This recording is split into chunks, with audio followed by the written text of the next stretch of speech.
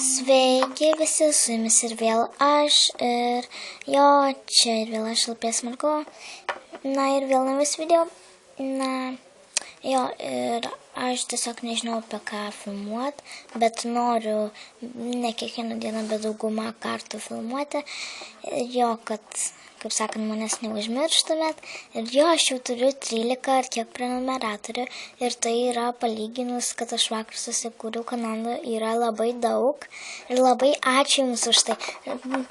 Aš nežinau, kaip aš džiaugiuosi. Ir patarkit, ką man filmuoti. O jeigu Jūs pasakysite Deivai, tai kokį, jei Mova, tai kas dainuoja, kokia dainininkė ir kokia daina.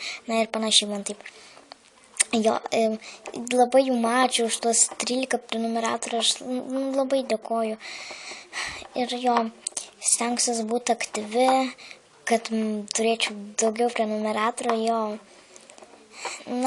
Ir nepamirškit po mano pirmo video į komentarus rašyti visokiausias klausimus, aš juos paskui atsakysiu. Ir gal netgi šiandien, nežinau.